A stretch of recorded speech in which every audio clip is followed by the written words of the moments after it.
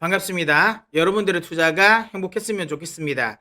캐시메이커 문서진입니다. 자, 오늘 영상은 제가 지난 영상에서 11월 FOMC 회의 프리뷰를 해드렸죠. 시나리오별로 제가 이야기를 드렸는데 이제 결과가 나왔습니다. 그래서 오늘은 11월 FOMC 회의 리뷰를 해드리도록 하겠습니다. 자, 그러면 바로 시작해 보도록 하겠습니다. 자, 지금 제가 지난 영상에서 제가 시나리오별로 어떻게 될 거다라고 이야기 드렸는데, 그럼 결론이 어떻게 나왔을까라는 건데요.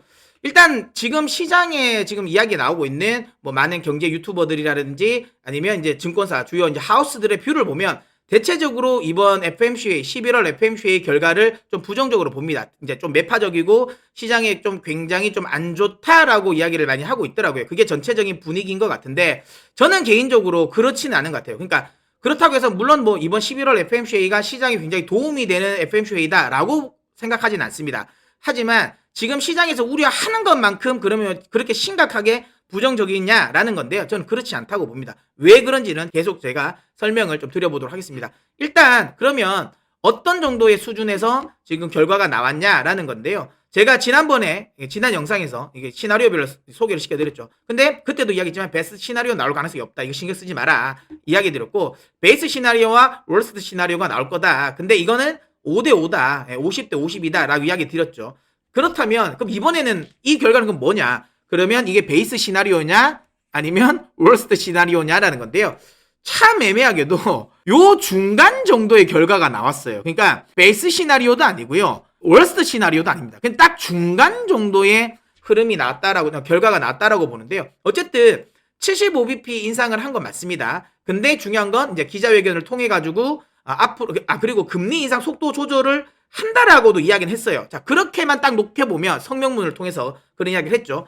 그것만 딱 놓고 보면 베이스 시나리오가 맞죠. 그랬으면 시장은 아주 급등, 제가 이제 이야기 드렸죠. 베이스 시나리오가 됐으면 나스닥 기준으로 본다면 한 13,000까지, 코스피 기준으로 본다면 2,550까지는 반등하겠다라고 이야기 드렸는데 그럼 그렇게 올라갈 수 있었어요. 만약에 성명문대로만 나왔다면, 기자회견에 큰 변수가 나오지 않았다면. 근데 중요한 건 기자회견에서는 오히려 이 월스트 시나리오가 나왔어요. 파월 의장의 발언들은 종합을 해보면 금리 인상 속도는 조절할 수 있다. 하지만 인플레이션을 잡는 게 더 중요하고, 그 다음에 뭐 기자회견에서 그 이야기도 많이 했잖아요. 그 기자들이 물어본 것 중에서 뭐 그러니까 뭐 이 금리 인상을 통해서 지금 다른 나라들이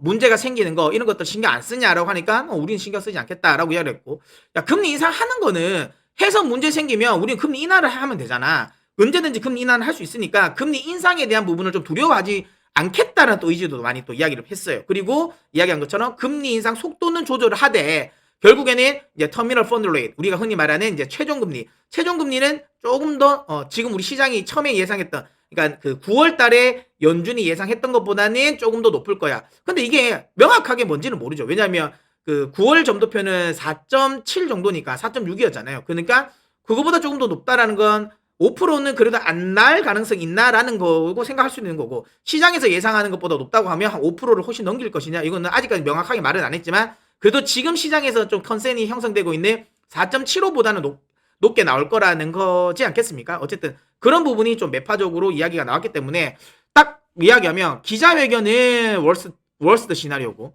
그 다음에 성명문은 베이스 시나리오. 그래서 그걸 종합해보면 이 중간 정도라는 거죠. 그래서 제가 보기에는 하락은 좀 제한된다라고 보고 있고요. 왜 제가 이렇게 이번 FOMC 회의 결과를 보고 그렇게 너무 부정적으로 보지 않느냐 하면 저는 이것 때문이라고 봅니다. 그러니까 성명문인데요. 물론 파월 의장의 발언, 기자회견 내용도 굉장히 중요하긴 합니다. 하지만 어쨌든 FOMC, 그러니까 지금 연준 내에서 성명문은 그 FOMC에 이게 참여한 그 연준 위원들의 다 합의되는 의견이잖아요. 합의 의견이지 않습니까? 네, 연준 내에서 분위기가 지금 어떻게 변화됐냐라는 부분입니다. 여기 지금 글씨가 작아서 잘 안 보이실 건데요. 여기 보이는 요쪽이 9월 FOMC 회의 성명문이고요. 요게 이번에 발표된 11월 FOMC 회의 11월 FOMC 회의 성명문인데요. 뭐가 달라졌냐면 다른 문구는 다 똑같은데 여기 제가 빨간색으로 이렇게 천 거 있죠. 요거. 요 문구가 새로이 삽입이 됐습니다. 이번 FOMC 회의에서 뭐 작아서 잘 안 보이실 것 같아서 제가 조금 요 부분만 그냥 제가 크게 그냥 해석을 해놨습니다. 자, 이렇게 보면 내용은 이거예요. 그러니까 위원회는 시간이 지남에 따라 인플레이션을 2%로 되돌릴 수 있을 만큼 제한적 통화정책 기조를 달성하기 위해 지속적인 금리 인상이 적절하다는 것을 기대한다. 요거는 이제 여전하죠. 이제 유지를 하겠다. 그리고 여기서 조금 이제 특징적인 건 명확하게 수치까지도 이제 명확하게 이야기를 했죠. 인플레이션 2%를 되돌리기 위한 이런 식으로. 지금 계속 어쨌든 인플레이션이 잡는 게 가장 중요해라는 건데요. 근데 그 밑에 문장이 훨씬 더 좀 중요합니다. 자, 위원회는 향후 인상 속도를 결정할 때 누적된 긴축 효과, 통화 정책이 경제 활동과 인플레이션에 영향을 미치는 시차, 경제 및 금융 발전을 고려할 것이다. 이게 매우 중요해요. 이게 뭐냐면 그냥 결국에는 금리 인상 속도를 금리 인상 속도를 조절하겠다라는 걸 이야기를 했고, 또 하나는 이거죠. 제가 이제 여기서 이제 눈에 띄었던 건 이겁니다. 뭐냐면 지금까지는 야 다른 거 신경 안 써야 했는데 지금 보세요. 그러니까 우리가 지금까지는 아주 급격하게 금리 인상을 하면서 부작용과 관련된 부분을 신경을 안 썼는데 지금 뭐 이제는 좀 신경을 쓰겠다. 그러니까 왜냐하면 미국채 시장의 유동성 위기가 발생되면서 이 부분을 좀 신경을 쓴다라는 거죠. 이게 이제 금융 발전을 고려한다라는 거, 요 부분이고요. 또 하나는 이거죠. 지금까지 연준의 이런 통화 정책을 비판한 사람들이 한결같이 한 말이 뭡니까? 연준 너희 자꾸만 백밀러를 보고 정책을 설정하지 마라. 그러니까 맨날 자꾸만 이 정책적인 부분이 자꾸만 이제 어찌 보면 좀 너무 뒤늦게 정책적인 부분이 자꾸만 뒷북치는 거 아니냐라고 이야기를 하는 거죠. 그러니까 뭐냐면 지금 연준이 너희가 보는 지표 고용, 그 다음에 CPI 뭐 이런 것들은 다 대부분 래깅이 긴 거야. 그러니까 후행성 지표야. 근데 너희 자꾸만 지금 선행성 지표들은 다 꺾이고 있는데 자꾸만 후행성 지표를 보면서 통화정책을 결정하니까 이거 문제 생긴다라고 이야기를 하는 건데 지금까지는 9월달까지는 그 이야기를 듣지 않았습니다. 근데 이번 11월달 회의에서는 그 시장의 이야기를 조금은 받아들이는 것 같아요. 그래서 이런 지표의 그러니까 이 시차도 우리는 금리 인상에 좀 고려를 하겠다라는 거잖아요. 이 부분은 제가 보기엔 굉장히 좀 비둘기파적이다라고 보시면 됩니다. 그러니까 요 성명문만 딱 발표됐을 때는 시장이 굉장히 환호를 했어요. 근데 이제 분위기는 이제 파월 의장이 깬 거죠. 왜냐하면 아직까지 이 연준 입장에서는 시장이라든 이런 것들이 너무 급등하는 걸 원하지 않으니까 그래서 좀 눌러줬다라고 보시면 되는데, 하지만 본질적으로 핵심 내용은 뭐다? 연준의 지금 주요 이제 위원들의 생각의 변화는 확실하다라는 거예요.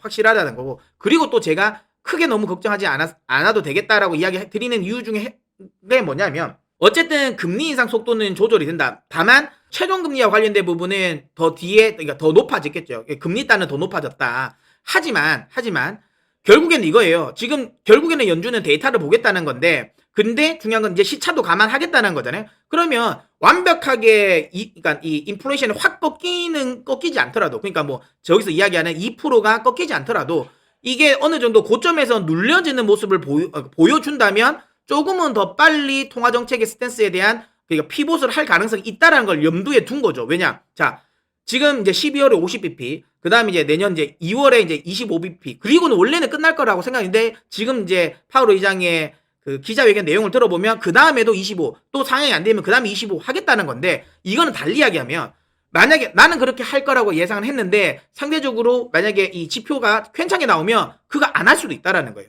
안 할 수. 그러니까 속도를 늦췄다라는 것 자체는 뒤에 무조건 한다는 게 아니라 속도를 늦추면서 뒤에 할 수도 있고 안 할 수도 있다라는 여지를 남겨뒀기 때문에 요거를 가지고 해석을 한다면 우리가 그렇게 지나치게 우려할 필요가 있냐라고 저는 이번 FOMC를 저는 평가하고 싶습니다. 즉 아주 좋은 결과는 아니지만 그렇다고 해서 뭐 아주 실망할 결과도 아니다. 그러니까 이번 FOMC 회의를 가지고 시장이 방향성을 결정할 것 같지 않습니다. 그러면 앞으로 있을 고용지표, 그다음 CPI, 그다음에 중간선거까지도 우리는 더 봐야 될 것 같다라고 생각하고요. 그래서 너무 미리 이르게 시장에 대한 실망은 안 가졌었으면 좋겠다라는 이야기 드리도록 하겠습니다. 자, 그리고 제가 시장이 국내 시장이 상대적으로 좀 잘 버틸 것 같다라고 이야기 드리는 이유 중에 하나가 뭐냐면, 국내는 지금 수급적으로 좀 호재성 재료가 붙었죠. 왜냐하면 지금까지는 이제 우리 시장에 대한 외국인들이 좀 관심이 없었어요. 근데 최근에는 차이나론이 발생이 되면서 지금 중국에서 외국인 자본이 빠지잖아요. 그리고 중국만 빠지는 게 아니라 대만까지도 같이 빠져나가죠.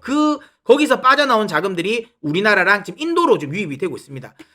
이머징 내에서 중국과 대만이 차지하는 비중이 한 40% 정도 되거든요. 그러니까 중국이 원래 27%, 그 다음에 대만이 한 13% 됐고, 우리가 11%, 그 다음에 이제 인도도 한 11%? 이 정도 되겠죠. 예, 요렇게 돼 있었던 부분인데, 여기에 있는 이 40% 비중이 조금 옮겨갈 가능성이 높습니다. 여기서 옮겨서 우리나라랑 인도로 간다. 왜냐하면 아무래도 지금 시진핑 체제에 대한 좀 불안감도 있고, 그 다음에 대만 같은 경우는 반도체 업황에 대한, 대만이랑 산업 자체가 반도체 몰빵이지 않습니까? 그래서 뭐 산업에 대한 우려감도 있고, 거기에 또 중국의 또 침공과 관련된 부분에 이제 군사 긴장감 이런 것들도 있기 때문에 지금 자금이 계속 이제 이탈되고 있고, 그거를 비슷한 이제 우리나라랑 이제 인도에 다시 이제 옮겨 담는 모습을 좀 보이고 있다. 그래서 외국인들이 지속적으로 지금 계속 매수를 하고 있고요. 최근 들어서는 예전에는 이거를 캐나다 쪽이랑 그 다음에 이제 유럽 쪽 이제 연기금 쪽에서 옮겨왔다면, 최근 들어서는 미국의 연기금들, 특히 텍사스 주 연기금 있죠. 주에서 운영하는 연기금 이쪽에서도 뭐 지난 한 달 동안 한 7천억 정도를 또 매수했다라는 거. 그러니까